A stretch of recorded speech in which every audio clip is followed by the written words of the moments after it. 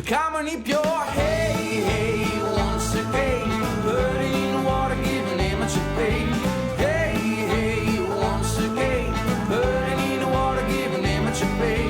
Hey, hey, once again, burning in the water, giving him a pay. Hey, hey, once again, burning in the water, giving him a pay.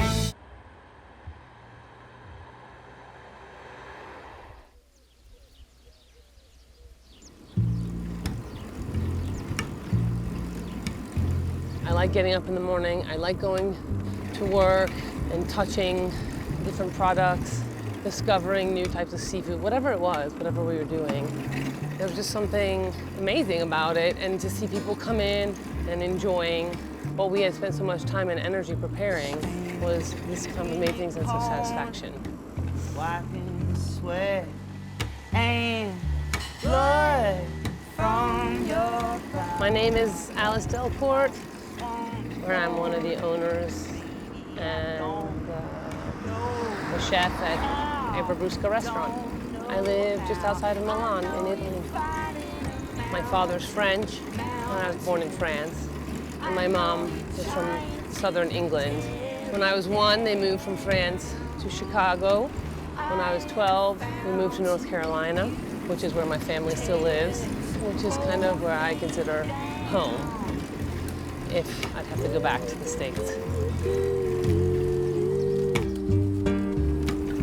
I studied political science or government and Italian. Oh, watch out, bump. Ooh.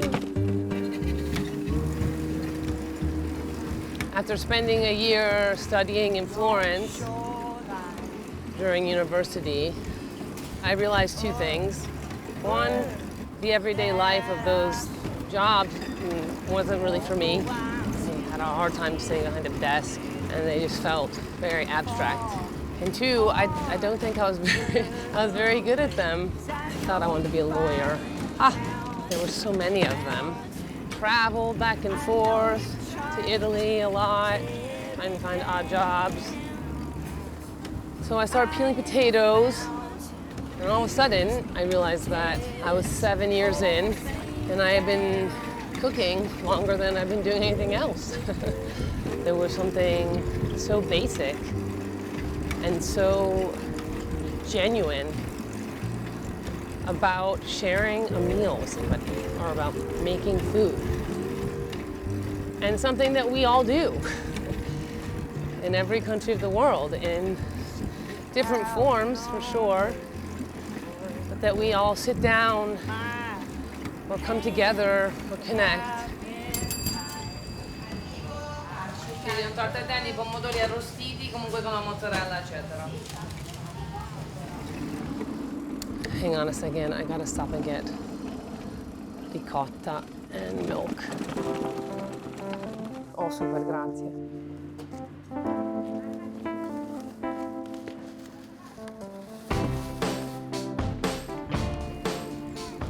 The idea behind Ebrusca was to kind of highlight that what is urban is actually agricultural, and what is also agricultural is urban.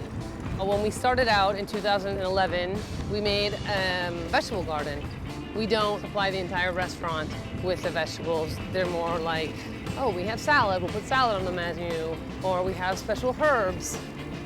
At the beginning, it was just kind of a random production, but the idea that people could see what we were doing, and people could see that it was possible to plant things, grow things, use things, and also the idea that something you're using from your garden never has to touch a refrigerator. The menu is always created out of looking at people's supply lists. So a garden or a farm will send me their list and say, I have this week, I have carrots this week, but I don't have tomatoes, I have broccoli for 3 months, and that's what will be on the menu. And that's hard. Small suppliers aren't used to working in any kind of a timely basis. Small producers are more susceptible to big problems. They maybe don't have the same infrastructure to protect their crops. they're late, they forget to buy. It's kind of like working with your grandma. But it does help give value to the fact that sometimes I'm literally peeling potatoes or chopping onions or, I don't know, stirring thousands of pounds of tomato sauce. And then you try to squeeze out 20% of your time to do the orders, talk to your suppliers, write menus. But knowing that you really truly trust and believe in not only the products you're getting, but the people who are making those products. Who's making your food is really important. And just creating a community around the workings of the restaurant. This is a philosophy that Danilo and I believe in, and that also, I think, we try to diffuse in the rest of the restaurant too, not just talking about food. Back home, 'cause I need you here. Come on back home. Come on back home. Come on back home, 'cause I need